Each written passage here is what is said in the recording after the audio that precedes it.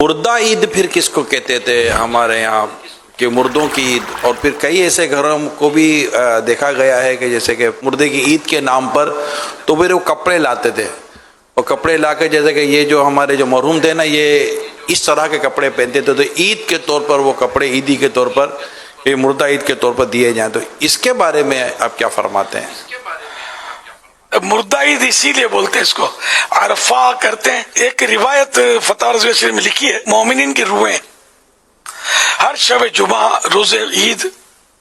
روز عاشورہ اور شب برات کو اپنے گھر آ کر باہر کھڑی رہتی ہیں، اور ہر روح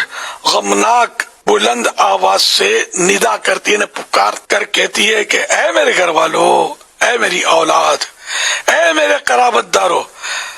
صدقہ کر کے ہم پر مہربانی کرو، رائے خدا میں کچھ دو اور ہمیں اس کا اصالہ ثواب کر دو۔ ہماری نیت سے صدقہ جو ہے یہ ان کے لیے اصالہ ثواب کے لیے کرنا یہ نفع بخش ہوتا ہے، اس میں کسی کا کوئی اختلاف نہیں ہے، یعنی مسلمانوں میں اختلاف نہیں ہے۔ اصالہ ثواب کے لیے میت کی طرف سے خیرات صدقات کرنا، صحابہ کرام علیہ رضوان کے لیے تو یہ ان میں تو یہ معمول تھا کہ جب کسی کا انتقال ہو جاتا 7 دن تک مسلسل اصالہ ثواب کے لیے کھانا کھلاتے تھے اس میت کی طرف سے۔ ہر وہ کام جس کا تم بولو گے کون سی حدیث میں لکھا، سرکار نے صلی اللہ علیہ وسلم نے کب بانٹا، تو پھر میں کہوں گا کہ سرکار صلی اللہ علیہ وسلم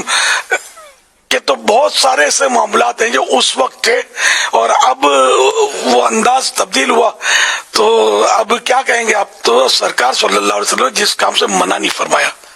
اللہ اور رسول نے جس کام سے منع نہیں فرمایا وہ جائز ہوتا ہے، ورنہ تو آپ قدم بھی نہیں اٹھا سکتے۔ درس نظامی ہمارے یہاں جو عالم کورسز ہوئی کہاں تھا سرکار کے دور میں صلی اللہ علیہ وسلم؟ مسجد نبی شریف بھی موجودہ انداز پر نہیں تھے، اب تو اربوں روپے کا سونا لٹکا ہوا ہے مسجد نبی شریف میں، یہ کہاں تھا پہلے؟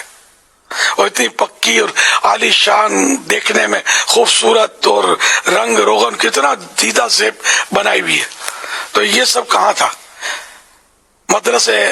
عمارتیں کہاں تھی؟ قرآن کریم چھپا ہوا کہاں تھا؟ مائک پر اذانیں کہاں ہوتی تھی؟ مائک پر خطبے کہاں ہوتے تھے؟ مائک پر نمازیں کہاں پڑھی جاتی تھی؟ تو یہ ہزاروں باتیں ایسی جو دور رسالت مآب صلی اللہ علیہ وسلم میں نہیں تھی۔ تو یوں مطلب یہ کہ جو بھی ایسی چیز کہ جو شریعت سے نہیں ٹکراتی ہے وہ تو ایک عام سا اصول ہے کہ جائز ہے، ورنہ تو آدمی قدم میں نہیں اٹھا۔ شب برات جب آتی ہے نا 13 شعبان کو، شام کے وقت ہم جب چھوٹے ہوتے تھے تو یہ دیکھتے تھے کوئی شیرنی بٹتی تھی، کہ یہ ہوتا ہی ہے کہ جس کے گھر میں کسی کا انتقال ہو جاتا ہے نا تو یہ پھر یہ کہ ایصال ثواب کے لیے شیرنی بانٹتے تھے، عرفہ کرتے تھے یوں کہ بھئی میری ماں کا عرفہ، میرے باپ کا عرفہ، ہر سال مناتے ہو تو بھی کوئی حرج نہیں اگر اسی طرح مناتے ہو کہ بانٹتے ہو ایصال ثواب کے لیے۔ اور اس میں غریبوں کو فوکس کرنا یہ زیادہ مفید ہے کہ ثواب تو مالدار کو بھی کھلائیں گے اللہ کی رضا کے لیے ثواب تو ملتا ہے، اسی ثواب کو ایصال ہو سکتا ہے، لیکن جہاں صدقہ کا لفظ آتا ہے نا تو صدقہ تو یہ ادھر غریب ہی یاد آئے گا، اور علماء نے لکھا بھی ہے کہ صدقہ جو ہے وہ غریبوں کو دیا جائے تو ایصال ثواب جائز ہے، چاہے حلوے پر کرے، چاہے پپیتے کے ٹکڑے بانٹ دے، کوئی ایک مثال ہے، یا کوئی مطلب پھل بانٹ دے، کوئی کھانا ہی کھلا دے، پانی پلا دے، شربت پلا دے، ایصال ثواب تو ہر پاکیزہ چیز پر ہو سکتا ہے، کپڑے کسی کو پہنا دے۔